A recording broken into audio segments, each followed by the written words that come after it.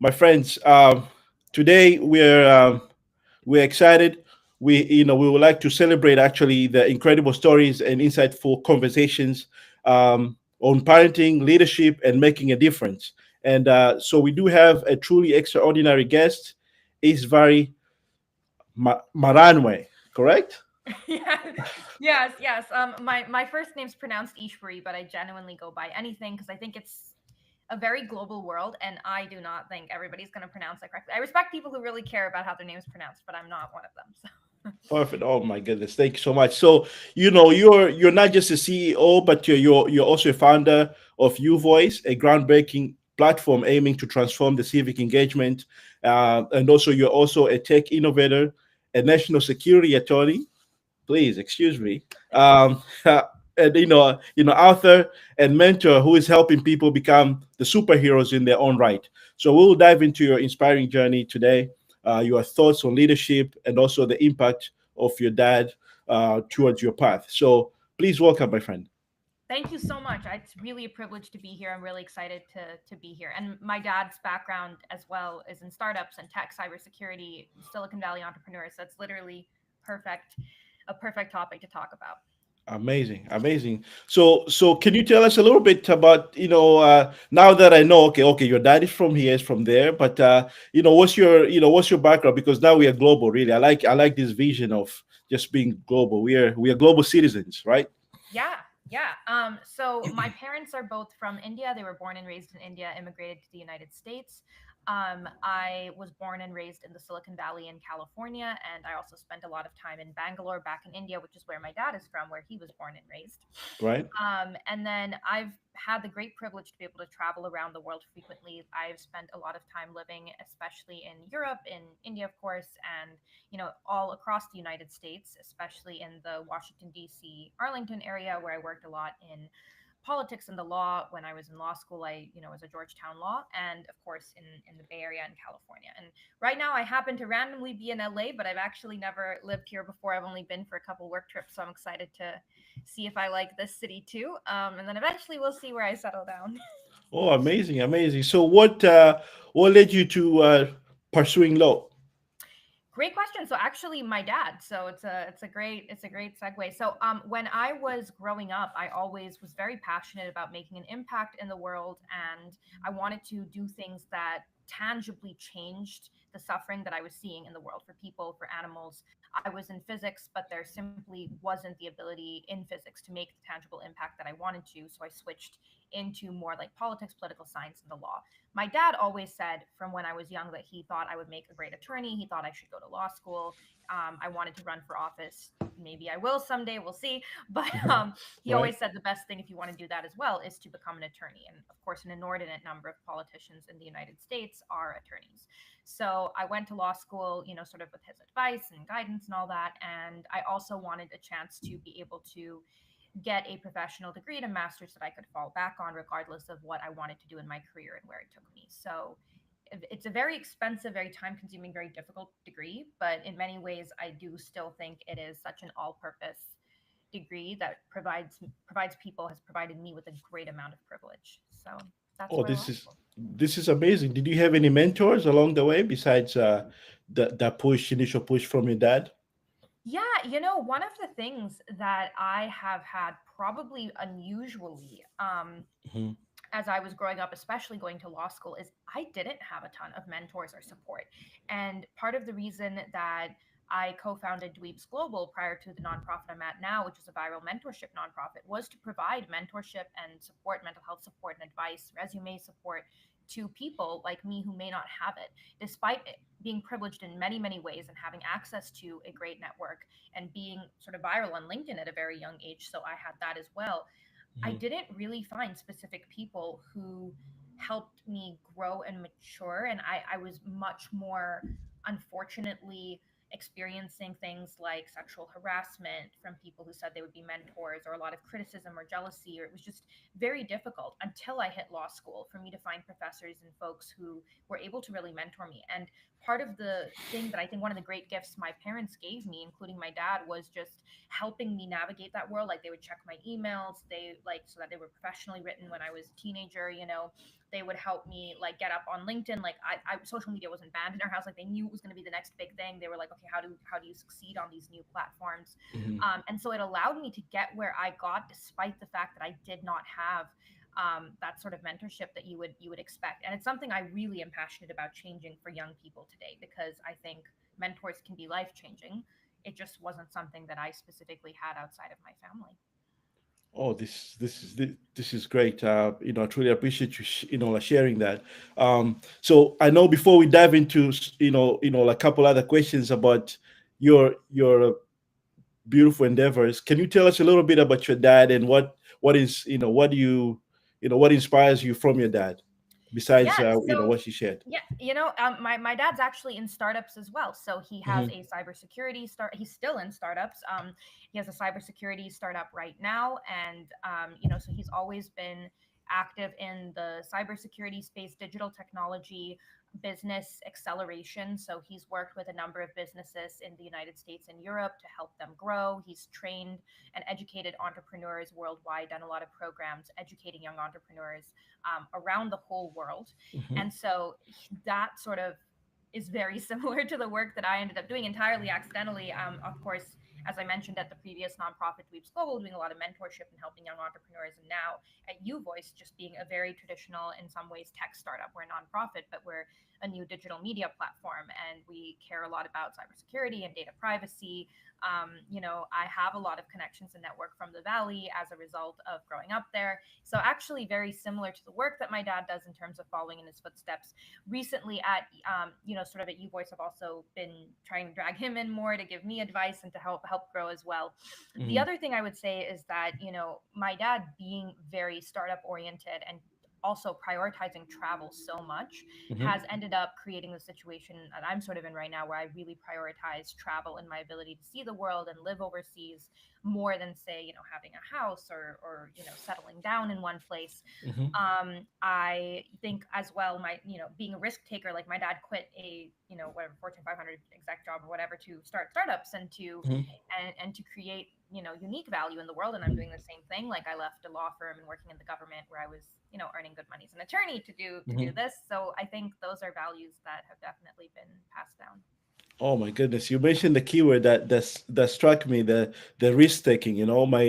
I remember when I was talking to my dad, because I'm originally from Tanzania, and I don't have, I don't, I hope you don't mind me sharing a little No, bit you about. should you should share. I really want to learn more. Please, no. So I'm from Tanzania. I was born and raised there, and from primary school to secondary school to high school, which is A level over there, Hmm. advanced level, because Mm, it's a British system. hmm. After that, you go to medical school, whatever. So I did not go to the medical school there, even though I passed the exam in A level to go to, but then I wanted to come to the America to Wow. study here and become a doctor here.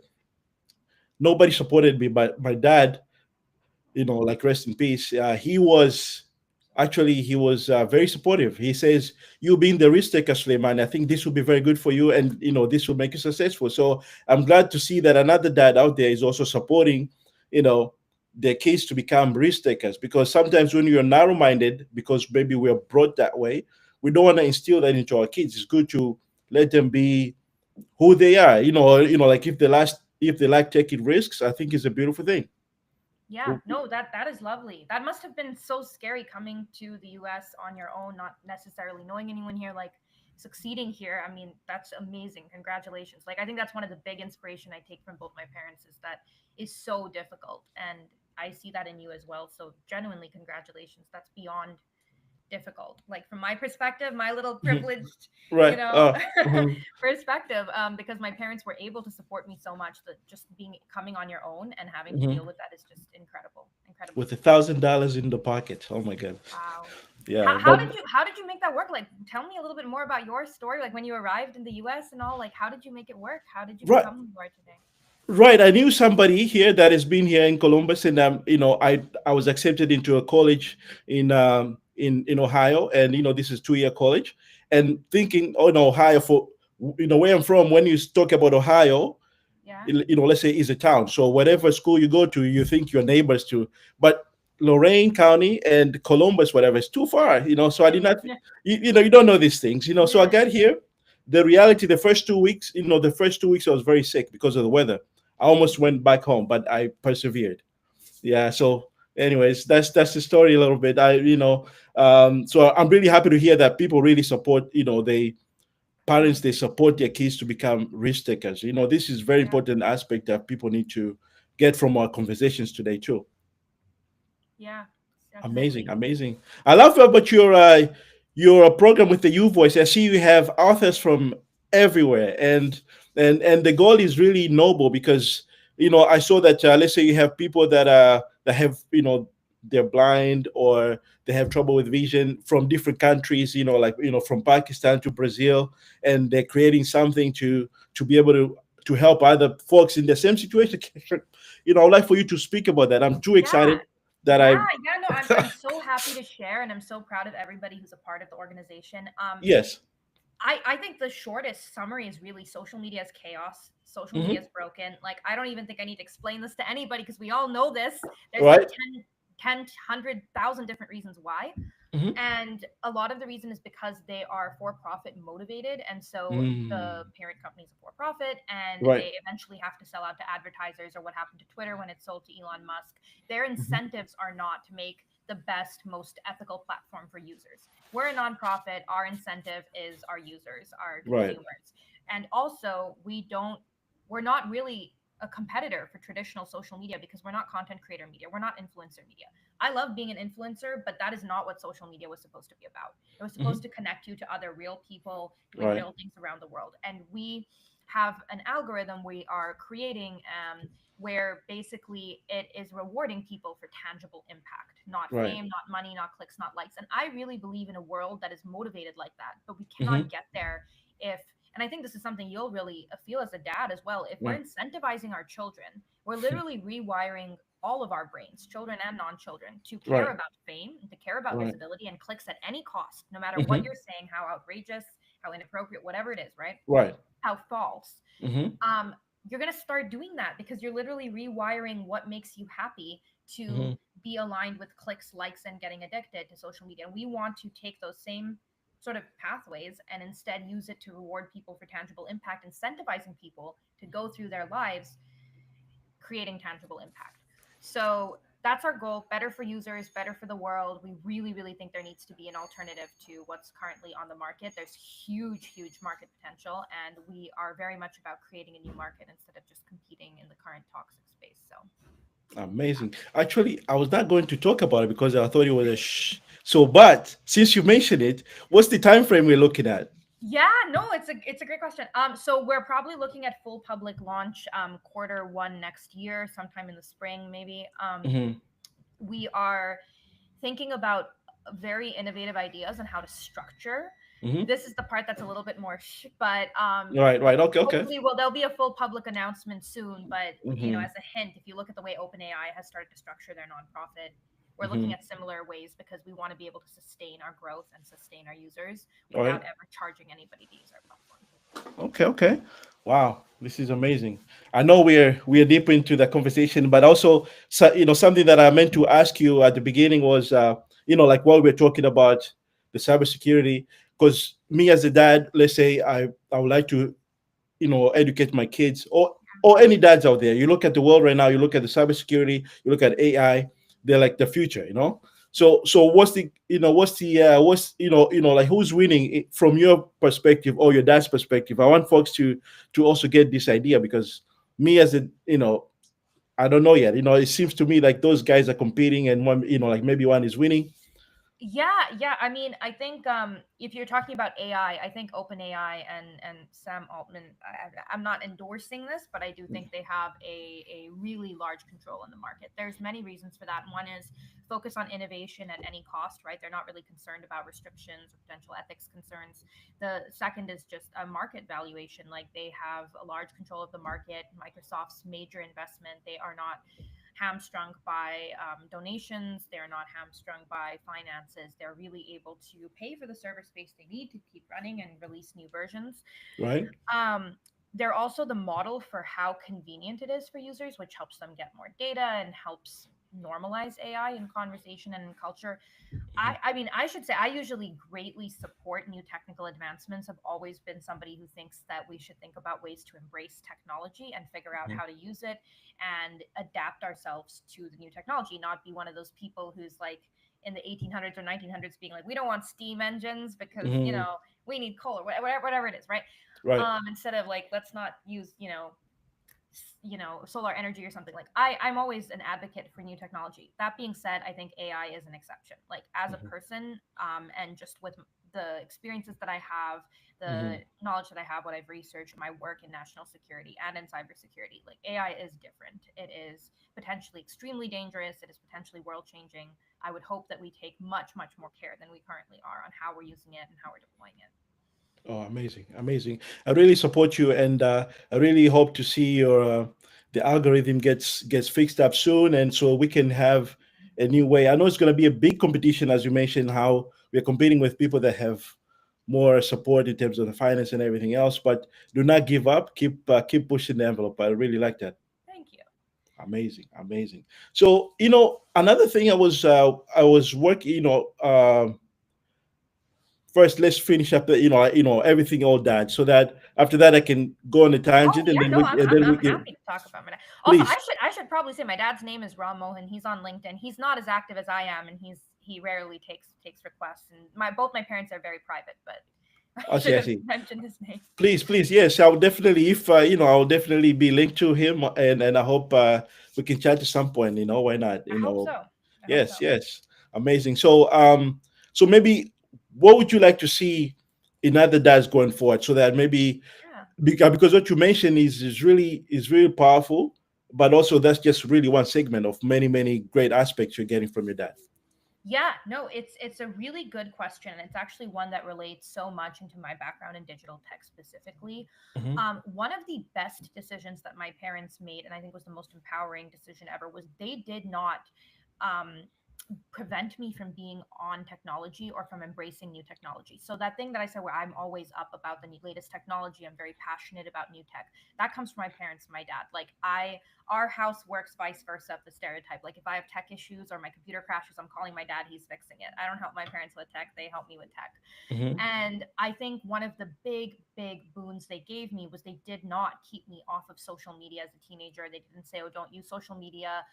We always had the latest smartphones. My sister and I, we had the latest computers, tablets. We could spend time on it and use it and learn. I learned how to type very, very young. Hmm. And I think that is critical. I think there's a fear of using this technology. So a lot of parents really err far too much on the side of control Hmm. and monitoring everything that their kid is doing, or even saying they cannot have social media. And then when Hmm. they're an adult, or when they're 18 or 16 or 17, whatever age they're allowed to have Hmm. it, they don't know how to succeed on it. They have not been taught how to stay safe. They have not been taught how to communicate professionally. They have not been Hmm. taught how to safeguard their content data. I have been talking about politics, writing political articles, journalism, since I was 15 years old. I'm 27 now. I've done it for over a decade. I'm actually, thankfully, someday it'll Hmm. happen. All right. Never been canceled, right? Like I've never Hmm. actually, and that's because I was genuinely taught from a young age, Hmm. like how to manage my brand online, how to not do things that are morally wrong. And I write about social justice, politics, right? Like, but I know how to do that in a way that I can stand by a decade from now, 2 decades from now. Hmm. And I think that that's critical. Hmm. And as a dad, as a parent, like Hmm. telling your children how to use tech instead of being scared of it, like get them an account, Hmm. share that account with them, show them how to use it, show them how to respond to things, tell them how to notice what's spam, what's harassment, make Hmm. sure that they know how to deal with bullies, block, move on, like build that Hmm. emotional strength. Because today, social media makes or breaks careers. Having an active LinkedIn account is a large part of how I landed many jobs, how I've networked, how I've been able to connect to investors or build an international team. It's Hmm. absolutely been the biggest boon to my career. If I'd had parents who insisted I was not online until I was 18 or 19, I simply wouldn't have been able to have that benefit. In my case, I also graduated very young, and my parents always encouraged my interest, which I think is something that's wonderful. Is really following what your child is good at and what they want to do. Right. I was in law school by 17, so if I weren't allowed to be online as an undergrad or in law Hmm. school, like I would have been the only law student not on LinkedIn and not Hmm. able to navigate that world. So that's definitely what I would say. Is I think I see, and I know my parents sort of agree with this, is, today too many parents often police their children's stuff online. They're selling their data to organizations, to, the parental control companies that like will monitor your kids' texts for you. Mhm. That's terrible. You're just giving all your kids' texts over to a third party company. Don't do that.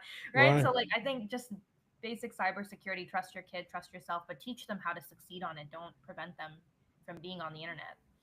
Wow, this is a very powerful change because so far, most of our DAI communities, we just advocate for, please, you gotta limit, do not expose them to this. And, because we worry about, we see all these situations where they're sleeping, like secretly on their phones. They wake up on their phones like they're tired. They don't even think about everything else. It's just about the clicks and the social media.